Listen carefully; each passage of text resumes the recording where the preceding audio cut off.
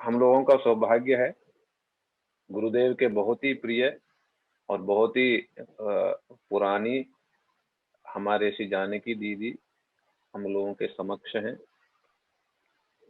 इन्होंने जीवन में बहुत त्याग किया है, बहुत कुछ सहन किया है। पहले ये इस्कॉन में थे, फिर बाद में श्री गुरुदेव के निकट आए और बहुत कुछ सहन करते हुए संपूर्ण रूप से गुरुदेव को समर्पित हुए और एक वैराग्यपूर्ण जीवन भी इन्होंने स्वीकार किया। उसके बाद गुरुदेव ने इनको बहुत ही सुंदर सेवाएं दी।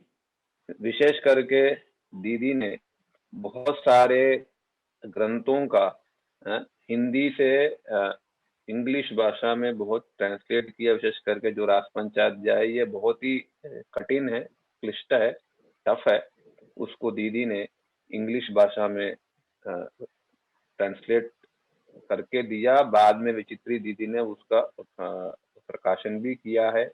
फिर उसके बाद भजन रहस्य और भी कई सारे ग्रंथ हैं, दीदी ने सबको ट्रांसलेट की है इंग्लिश भाषा में, हिंदी भाषा से, क्योंकि लोगों को इंग्लिश वालों को हिंदी समझने वाला कोई न कोई मतलब चाहिए था जो समझ नहीं पाता था। तो दीदी का दोनों ही भाषा में बहुत सुंदर पकड़ था। तो दीदी ने पब्लिकेशन में बहुत सुंदर सेवाएं की बहुत समय तक, और साथ में कीर्तन भी ये बहुत सुंदर करती हैं। गुरुदेव उनको समय समय पर कहते थे कीर्तन करो। हारमोनियम में दीदी करती थी फिर कीर्तन।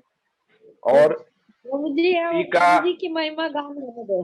हाँ हाँ, नहीं बस ये आपका थोड़ा सा परिचय मात्र है ताकि लोग आपको मतलब समझ सके। फिर गुरुदेव की फिर महिमा निकल के आएगी उसमें से, अब चिंता ना करो। और दीदी का ही प्रयास रहा कि सारे जो कीर्तन है ब्रज के, जो मीराबाई के, सूरदास जी के, तुलसीदास जी के, इसके अलावा भी और जो ब्रजभाषा के जो जो कीर्तन है, दीदी का ही प्रयास रहा है कि मतलब सब कुछ संकलन करके जो मुख्य मुख्य रूप से जो तिथियों में मठों में जो मतलब गाते हैं उन सबको संकलन करके एक सुंदर ग्रंथ के रूप में प्रकाशन किया है। उसका नाम है ब्रज रस धारा। शायद सब लोगों के पास होगा जो जो लोग मतलब कीर्तन इत्यादि करते हैं। तो हम लोग दीदी के निकट मतलब आभार हैं कि ये ब्रजरस धारा नहीं होता तो मैं तो देखता हूं कि बहुत स्थानों पर हम लोग जाते हैं जहां पर ये बंगला कीर्तन मतलब चलता नहीं है। तो इसलिए ब्रजरस धारा जो है बहुत काम आता है। तो जो कीर्तनिया लोग जो हैं इस कीर्तन किताब से ही बहुत कीर्तन मतलब गाते हैं। तो इसलिए हम लोग दीदी के निकट ऋणी हैं। तो इसलिए हम लोगों का सौभाग्य आज दीदी है श्री जानकी बीच में कट जा रहा है। हाँ वो मतलब 2G है, कनेक्शन ठीक 2G है। हाँ तो 2G है तो मतलब चिंता नहीं है। तो हम लोगों का सौभाग्य आज की जानकी दीदी हैं हम लोगों के साथ। आज हम इनसे गुरुदेव की महिमा मतलब सुनेंगे। दीदी हम लोग आपसे हम सुनना चाहते हैं कि गुरुदेव से आप कब मिले।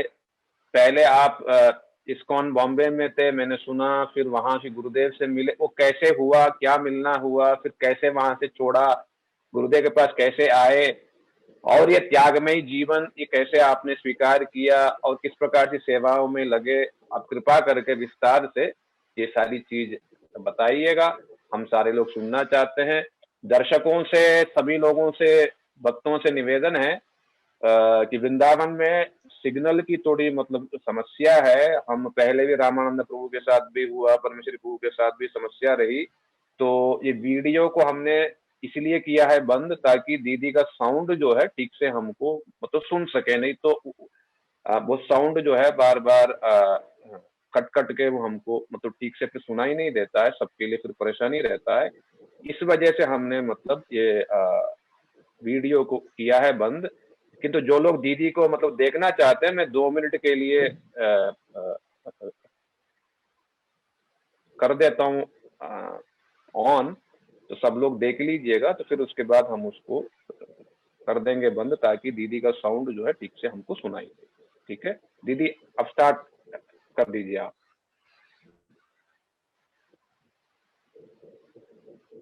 ज्ञानतिमिरन्धस्य ज्ञानञ्जनशलाकया चक्षुरुन्मीलितं येन तस्मै श्रीगुरुवे नमः।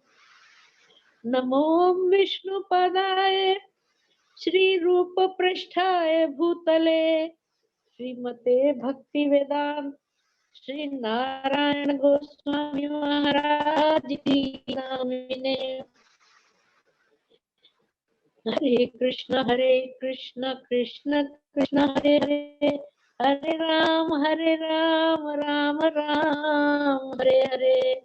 वाञ्छाकल्पतरुभ्यश्च कृपा सिन्धुभ्येव च पतितानां पावनेभ्यो वैष्णवेभ्यो नमो नमः।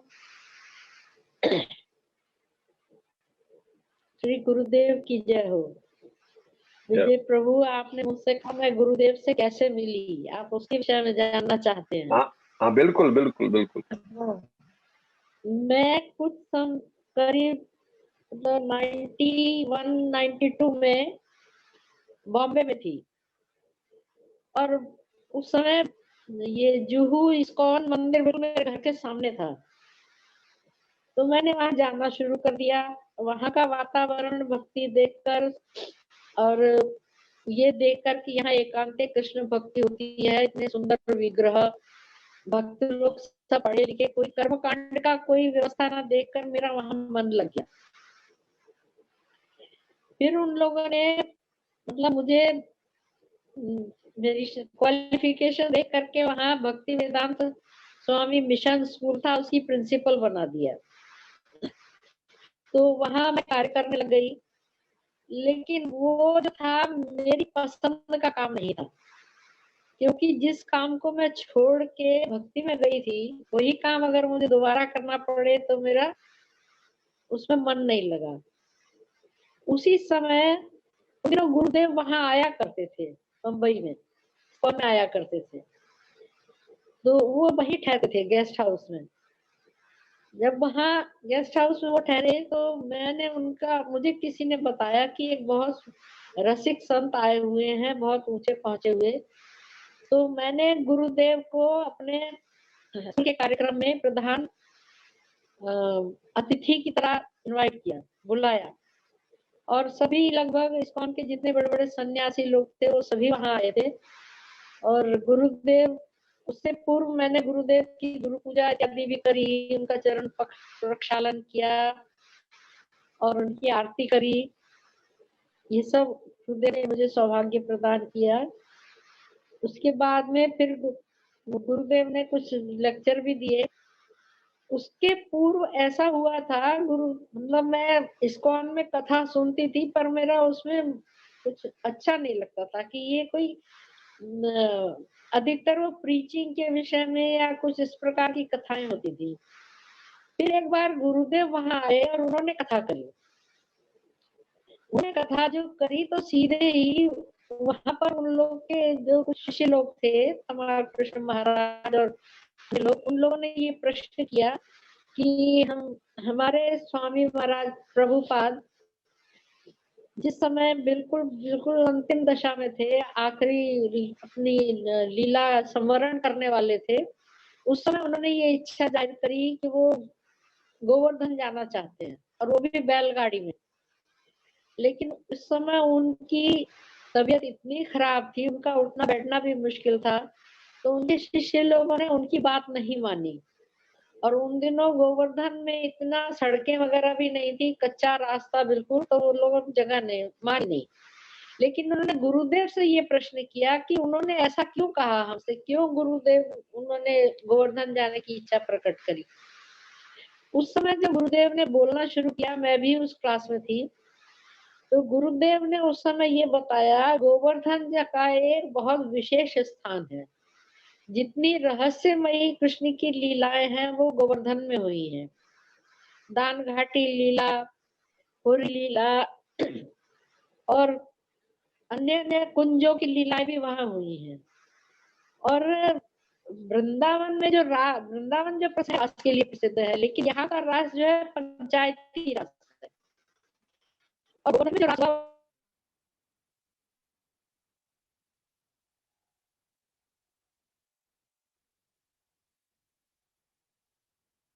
हरे कृष्णा।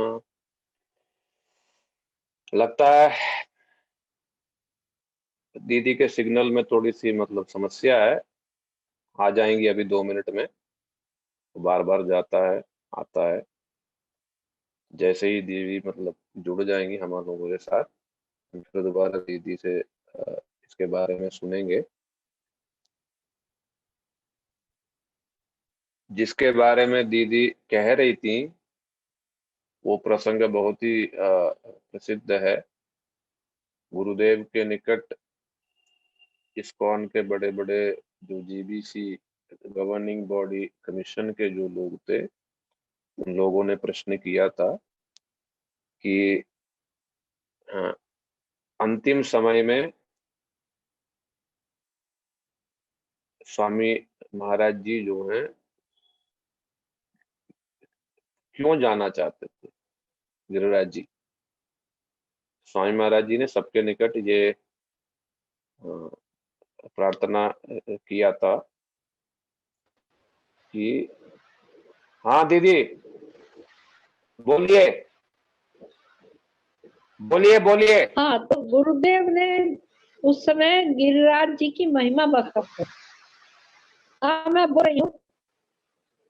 तो गुरुदेव ने कहा कि वृंदावन की प्रसिद्धि है रास के लिए, यहाँ रास हुआ था। और लेकिन वो रास जो है पंचायती रास है, और जो गोवर्धन में रास हुआ वो कहलाता है वासंती रास। वो केवल कृष्ण, राधा कृष्ण और उनकी जो अपनी सखियां हैं उनके साथ हुआ था, और उसमें किसी प्रकार का कोई व्यवधान या कोई रुकावट नहीं आई थी। तो मैंने जब ये सुना पंचायती रास और सखियों का रास, तो ये मेरे लिए एकदम नए नए शब्द थे कि ये क्या है, पंचायती रास क्या चीज होती है। तो पंचायती रास गुरुदेव ने समझाया, कहने लगे उस रास में राधा कृष्ण है और तमाम तरह की सखियां हैं, गोपियां हैं। उसमें स्वपक्षा भी है, विपक्षा भी है, सुहृद पक्षा भी है और तटस्था भी है। ये सारे नाम मेरे लिए उस समय बिल्कुल नए थे, मैंने कभी किसी के मुंह से नहीं सुने थे। ये सुन करके मेरा गुरुदेव के प्रति इतना आकर्षण हो गया। मैंने कहा जो हमें ऐसी कथा सुना सकते हैं, मुझे उन्हीं की शरण लेनी चाहिए। फिर मैं गुरुदेव से मिली, उनके कमरे में जाकर मिली, और उन्होंने मुझे आशीर्वाद भी दिया। उनसे मैंने कई प्रश्न भी पूछे, और उनका उन्होंने मेरे प्रश्नों के बहुत सुंदर और मेरे लिए संतुष्टि देने वाले उत्तर दिए। बस वो सुन करके, उनकी कथा सुन करके मैं मतलब एक मेरे मन में ये आया कि ये अगर मुझे गुरु बनाना है तो इन्हीं को बनाना है, दूसरा कोई इस गुरु पदवाच्य नहीं है। तो मैंने वहां से भक्ति वेदांत स्कूल से रिजाइन करके और वृंदावन का रास्ता पकड़ा, और वृंदावन में आकर के मैंने अपना यहाँ पर ठिकाना बनाया। फिर गुरुदेव के पास में यहाँ वृंदावन में थी और रोज मथुरा उनकी कथा सुनने जाती थी। फिर कुछ समय पश्चात मैंने गुरुदेव से दीक्षा ग्रहण की। उन्होंने जन्माष्टमी के दिन 94 में मुझे दीक्षा दी थी, और बहुत स्नेह पूर्वक सब समझाया था।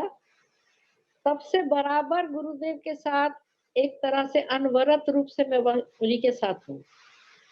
तो गुरुदेव मेरा कीर्तन भी बहुत पसंद करते थे, और मुझे कभी कभी ये इंग्लिश ट्रांसलेशन की सेवा दिया करते थे, क्योंकि बहुत से विदेशी लोग वहाँ होते थे तो उनको इंग्लिश में ट्रांसलेशन करने का काम कभी कभी मुझे भी देते थे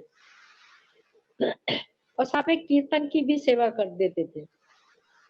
तो उनके उत्साह से ही मैंने ब्रज में कितनी जगहों में जाकर लोगों के पास, ब्रजवासियों के पास जाकर ये नए नए कीर्तन संग्रह करे, सीखे और ये फिर ब्रजरस धारा पुस्तक बनाई और गुरुदेव बहुत प्रसन्न हुए थे। इसका पहला जो पुस्तक निकली थी उसका कवर डिजाइन, उस पे क्या होना चाहिए वो सब गुरुदेव ने स्वयं डिजाइन किया था। उसके बाद में उन्होंने मुझे आदेश दिया तुम अपने कीर्तन को रिकॉर्ड भी करो। और फिर मैंने जितने हमारे प्रचलित कीर्तन है, जितनी स्तव स्तुतियां गुरुदेव जो कराते थे, राधा कृपा कटाक्ष, नंद नंदन अष्टक और शची तनय अष्टक, ये सब मैंने उसमें गाया था और लोगों ने बहुत उसकी सराहना करी कि उन लोगों को उसको गाने का एक कैसे गाए वो पता लग गया। उसके बाद में फिर खैर धीरे धीरे गुरुदेव की कथा में मेरी बहुत रुचि थी, मैं रोज सुनती थी और अक्सर वो मुझसे कहा करते थे तुम ये वाला कीर्तन करो, ये वाला कीर्तन करो। एक बार मुझसे बोले, मेरा एक ब्रह्मचारी से बोले जहाँ हारमोनियम लेकर आओ। हारमोनियम बजाना वहाँ अलाउड नहीं था, सिर्फ हम एक दो लोग थे जिनको वो अलाउ करते थे बजाने के लिए। तो उन्होंने ब्रह्मचारी को आदेश दिया जा हारमोनियम लेकर आओ। वो ले आया हारमोनियम। जब पहले तो समझ में ही नहीं आया कि क्यों मंगा रहे हैं। वो जब ले आया तो मेरे सामने बोले इसके सामने रख दो। फिर मुझसे बोले तुम 2 मिनट में एक कीर्तन करो। मैंने कहा गुरुदेव 2 मिनट में तो कोई भी कीर्तन नहीं हो सकता। तो बोले क्यों नहीं हो सकता? मैंने कहा 2 मिनट में आपकी वंदना होगी। बोले मेरी वंदना के बगैर करो। मैंने कहा उसके बगैर मेरा गाना ही नहीं चलेगा, मैं गा ही नहीं सकती। फिर मैंने गाना शुरू किया और वो आप यकीन मानना 10 मिनट से ज्यादा वो कीर्तन चला और गुरुदेव आंख बंद करके उसको सुनते रहे। मैं थोड़ा सा वो तो वो जो था वो इतना उनको अच्छा लगा। फिर वो 2 मिनट भूल गए अपना उसके बाद में अक्सर जो था फिर और आगे बढ़े फिर, लेकिन कुछ शायद मुझ में अभिमान आ गया था।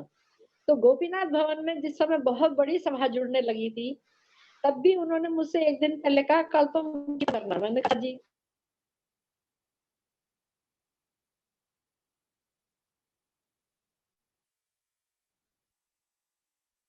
हरे कृष्णा।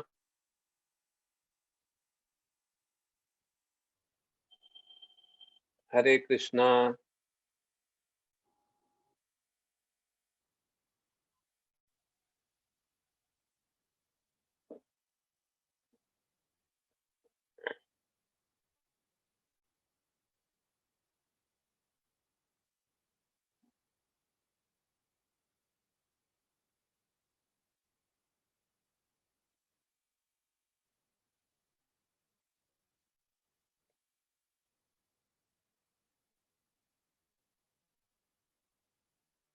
हरे कृष्णा।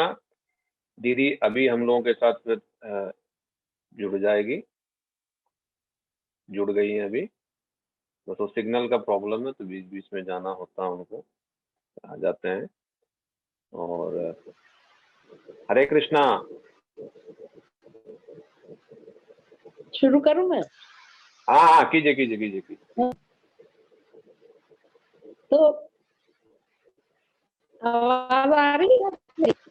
हाँ हाँ, ठीक है, बिल्कुल ठीक है, बोलिए। हाँ, तो उस समय गोपीनाथ भवन मतलब समझिए आपको याद होगा बजमंडल जिस समय परिक्रमा होती थी तो गोपीनाथ भवन शुरू से आगे तक गेट तक भरा रहता था। गुरुदेव ने मुझसे कहा कल तुम कीर्तन करना। ठीक है, हम बड़े अभिमान में आ गए। हमने कहा अच्छा, वाह वाह, गुरुदेव हमसे कीर्तन करने को कह रहे हैं। फिर मैंने एक कीर्तन गाया थोड़ा क्लासिकल अंदाज में और वो ये था, श्री राधा रमन श्री राधा रमन श्री राधा रमन मतवारे हो। और बीच बीच में मैंने चैतन्य चरितामृत से प्यार लेकर के उसको गाया। गुरुदेव चुपचाप सुनते रहे। फिर जब खत्म हो गया मैं उनके पास प्रणाम करने गई तो बोले हमें तुम्हारा कीर्तन बिल्कुल पसंद नहीं आया। मैं तो एकदम से धक रह गई। मैंने कहा मैंने तो इतनी मेहनत करके और इतना सुरीला से कीर्तन गाया और गुरुदेव कह रहे हैं हमें तुम्हारा कीर्तन पसंद नहीं आया। उनका गुरुदेव क्या मेरे से क्या अपराध हो गया, क्या गलती हो गई? बोले कीर्तन ऐसा होना चाहिए, ये उपदेश सुनिए गुरुदेव का, कीर्तन ऐसा होना चाहिए जो सब लोग समझ सके और तुम्हारे पीछे गा सके। ये आ करके जो तुम गाओगी गाओगी तो कौन गाएगा तुम्हारे पीछे? अच्छा उपदेश दिया उन्होंने। उसके बाद मैंने ऐसा गाना कभी नहीं गाया, कभी नहीं गाया। फिर मैं यही ब्रज के कीर्तन गाती थी। एक बार ऐसे ही कोई ड्रामा हो रहा था, वो ड्रामा में मेरा कीर्तन था, मुझे बीच बीच में गाना था, वो गाने ड्रामे के बीच में। तो जब ड्रामा खत्म हो गया तो गुरुदेव मुझसे उंगली उठा के बोले गाओ। तो मैंने गाना शुरू कर दिया, एक ब्रज का कीर्तन। गाना गाते गाते माधव महाराज को हमेशा जल्दी होती थी, गुरुदेव को लेके जाऊं, टाइम हो गया टाइम हो गया। तो वो कहने लगे कि बस बंद करिए। तो गुरुदेव बोले नहीं, उसको गाने दो, नहीं तो वो मुझसे मान कर लेगी, मुझसे रूठ जाएगी, उसको गाने दो। ये ऐसी ऐसी मधुर स्मृतियां गुरुदेव की है जो आज भी याद आती है तो दिल भर जाता है कि अब ये सब कहने वाला कौन है मुझे, अब मैं किसके मुख से ये मधुर वाणी सुनूंगी, कौन मुझे बताएगी, और ऐसे उपदेश मुझे कौन देगा। इस तरह की ये तो खैर गुरुदेव की मतलब जो डेली उनके साथ में उनके उसके विषय में थी।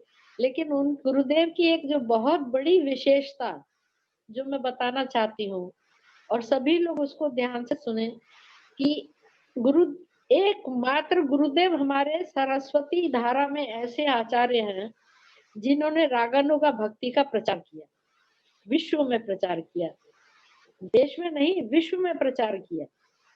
और रागानुगा ही नहीं, उसको रूपानुगा बना दिया, रूपानुगा भक्ति का भी महत्व बताया उन्होंने उसका। लेकिन हम ऐसा देखते हैं कि श्रील सरस्वती ठाकुर प्रभुपाद एकदम इस तरह की कोई कीर्तन भी नहीं करने देते थे, बात कथा करना तो दूर की बात है। उसके बाद में परम गुरुजी मायावाद का खंडन करने वाले, उनका काम था केवल सहजिया दलन और मायावाद का खंडन। उनको बीच में गुरुदेव कैसे निकल के आए, बड़ा मुझे आश्चर्य होता है।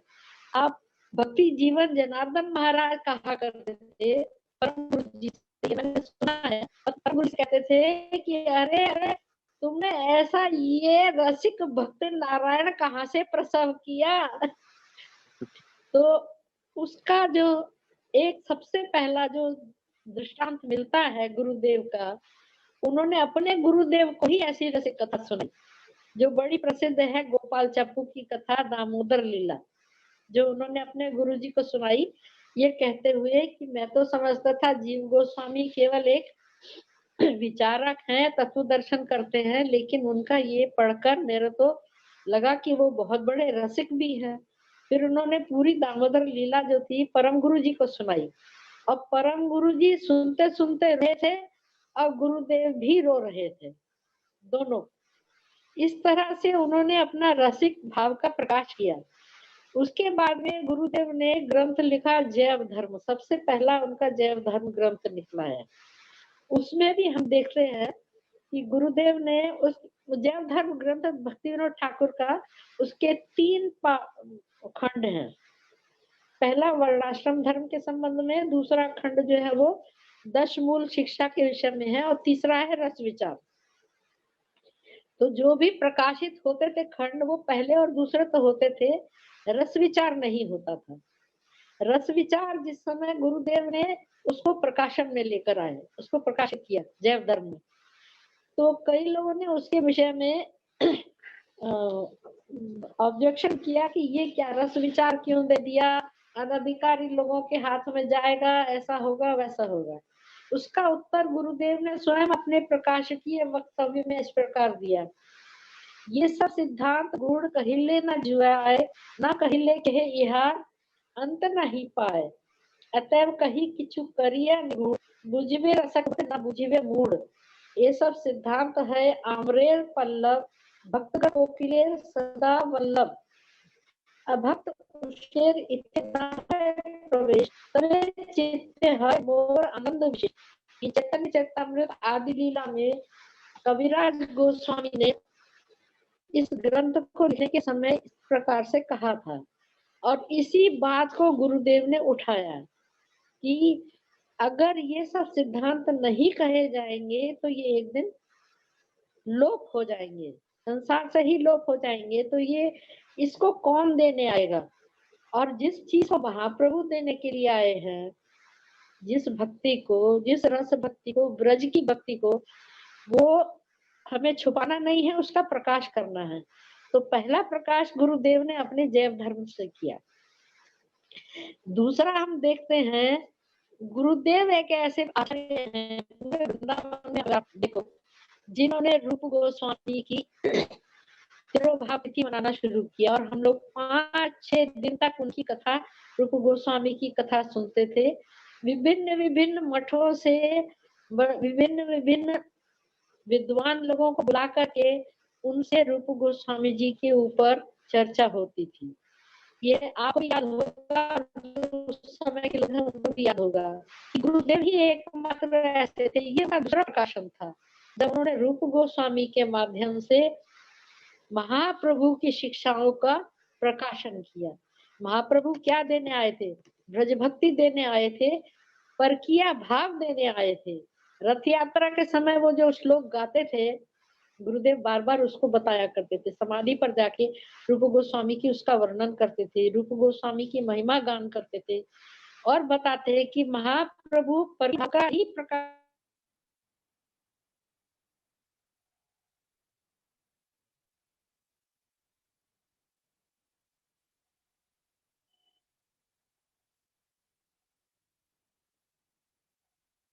हरे कृष्णा। दीदी के सिग्नल में समस्या है। बहुत ही सुंदर रूप से दीदी ने गुरुदेव के जो वैशिष्ट है वो सुना रही हैं। गुरुदेव किस प्रकार से रागानुग भक्ति का प्रचार किया है, और उस पर भी जो रूपानुग धारा जो है उसकी उन्होंने विशेष रूप से किस प्रकार से महिमा प्रकाश किया है, उसके बारे में दीदी सुना रही है। अभी थोड़ा सा सिग्नल में समस्या, बस अभी 2 मिनट में फिर जुड़ जाएंगी दीदी। अभी तब तक हम जो प्रारंभ में मैं सुना रहा था कि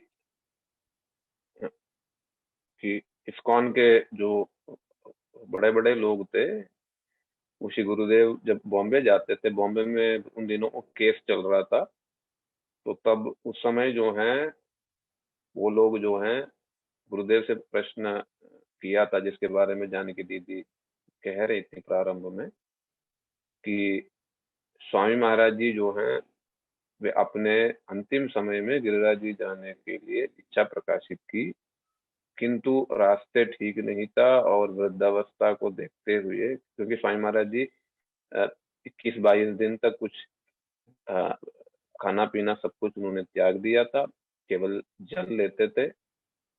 तो उनकी शरीर की स्वास्थ्यता को देख के भी रास्ता ठीक नहीं हुआ, उसको भी देख के भी उन लोग लेके नहीं गए। किंतु बाद में श्री गुरुदेव से उन्होंने प्रार्थना किया कि क्या हमने ठीक किया कि नहीं किया, क्यों जाना चाहते थे। तो श्री गुरुदेव तब उस समय जो है 91 की बात है, तब उस समय हमारे श्री जानकी दीदी भी उन दिनों मुंबई में ही थी, और वहाँ के भक्ति वेदांत स्कूल में वो पढ़ाती थी, प्रिंसिपल थी। तो श्री गुरुदेव से तब मिली भी, और श्री गुरुदेव से इसके बारे में सुनने का सुयोग भी मिला।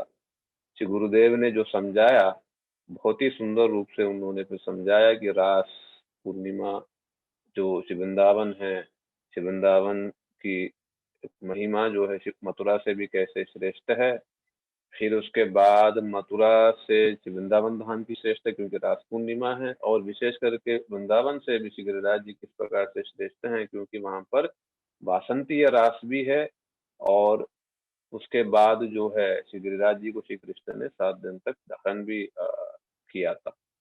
ये रूप गोस्वामी पाद जी ने उपदेशामृत में बताया है ये सब चीज। और उस गिरिराज जी में भी श्री राधा कुंड की जो महिमा है वो भी सबसे श्रेष्ठ है, क्योंकि वहां पर केवल और केवल स्वपक्ष गोपियां राधा जी की वहां मतलब कृष्ण के साथ मिलती हैं, सेवा सुयोग उनको प्राप्त वहां पर होता है। प्रेमामृता प्लावनाथ इत्यादि कह के श्री रूप गोस्वामी पाद जी ने राधा कुंड की भी महिमा व्यक्त किया है।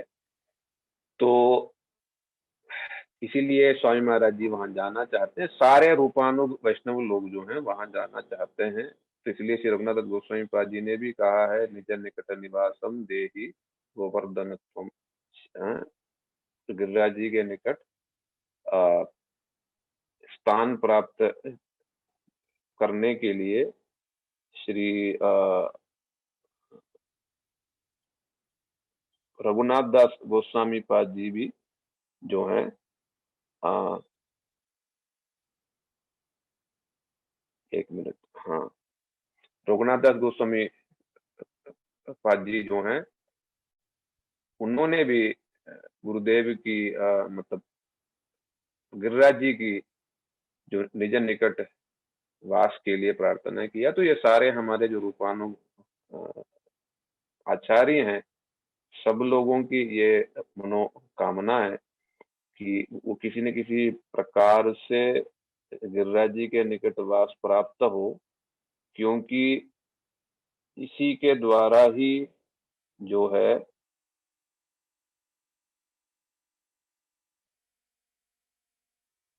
इसी के द्वारा ही जो है जो नित्य सेवा राधा कृष्ण की नित्य सेवा की प्राप्ति जो है संभव पर है। और रूपानुग वैष्णवों का जो लक्ष्य भी गिरिराज जी के निकट राधा कुंड में श्री राधा कृष्ण की सेवा ही सबसे चरम लक्ष्य के रूप में स्वीकार किया गया है। तो इन सब विचार जो है वो लोग नहीं जानते थे कि स्वामी महाराज जी क्यों कहा कि गिरिराज जी में जाना चाहता हूँ। तब उस समय श्री गुरुदेव ने बड़े सुंदर रूप से उसकी व्याख्या की। वो लेक्चर जो है उपलब्ध भी है और कैसेट के रूप में भी डिजिटल में भी है, और उसका रिटर्न ट्रांसक्रिप्ट भी है। purebhakti.com में आपको शायद वो लेक्चर आपको मिल जाएगा। श्री गुरुदेव उसमें बहुत ही सुंदर रूपानुग भजन पद्धति का जो चरम जो रहस्य है, सार बात है, उसमें उन्होंने श्री गुरुदेव ने व्यक्त किया उन लोगों के निकट। तो जानकी दीदी ने ये व्यक्त किया कि वो कथा सुन के उसमें जो सारी बातें उनके लिए नई नई थी, तो वो कथा सुन के उनको लगा कि मुझे यदि श्री गुरु बनाना है तो निश्चित रूप से गुरुदेव जैसे महापुरुषों को ही मुझे जो है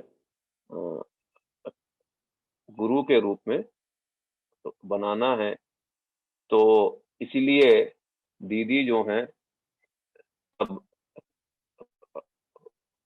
प्रेरणा लिया था, लेकर के बहुत बड़ा मतलब डिसीजन था वो कि इस्कॉन जुहू में वो भी बड़े मतलब भक्ति वेदांत स्कूल जो है वहाँ के प्रिंसिपल के रूप में नियुक्त थी। फिर उसके बाद वहाँ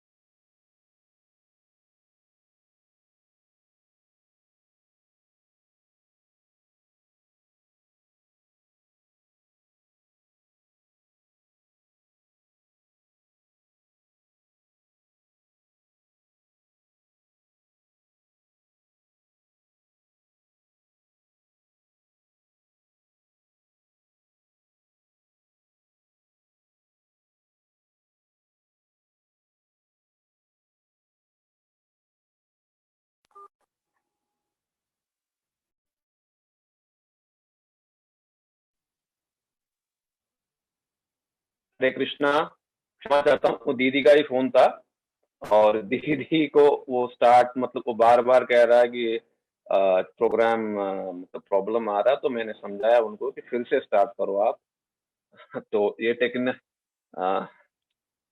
टेक्नोलॉजी में थोड़ी थोड़ी ये सब समस्याएं भी हैं। कभी सिग्नल चला जाता है, तो कभी साउंड चला जाता है, तो कभी प्रोग्राम ही बंद हो जाता है, तो क्या करें। तो जैसे तैसा हम अ, इसके बीच में भी हम लोग जो है गुरुदेव की स्मृतियों को स्मरण कर रहे हैं, जैसा भी हो। तो गुरुदेव ने उन लोगों को समझाया, बड़ा प्रभावशाली था, मतलब कभी उन्होंने इस प्रकार से कभी सुना ही नहीं था। तो दीदी वही सब बातें मतलब कह रही थी कि वो जो है सुन के उनको, दीदी जो है बड़े प्रभावित हुई। और तो उन्होंने ये विचार किया कि गुरु यदि बनाना है तो अ, इस प्रकार के महापुरुष को ही हमको बनाना है, जो मतलब वास्तव में जो श्री राधा कृष्ण के बारे में कह सकते हैं, समझा सकते हैं। तब श्री तो तब जो है दीदी जो है वहां से छोड़ के स्कूल में, भक्ति वेदांत स्कूल है, आज भी है बॉम्बे जुहू में। तो वहां से उन्होंने उसको मतलब छोड़ के, त्याग के, दीदी जो है पूर्ण रूप से श्री गुरुदेव के निकट पहुंच गई। ये एक बहुत बड़ा स्टेप है, आप मतलब सबके लिए संभव नहीं होता है, किंतु दीदी ने मतलब कि प्रयास किया है। और तब से ही 94 से आप रख लो, 94 से वो श्री वृंदावन में रह रही हैं और श्री गुरुदेव की सब प्रकार की सेवा में व्यस्त हैं। शायद वो अ, जुड़ नहीं पा रहे हैं शायद अभी तक। मैंने समझाया उनको। अच्छा, यहाँ तो आ गया।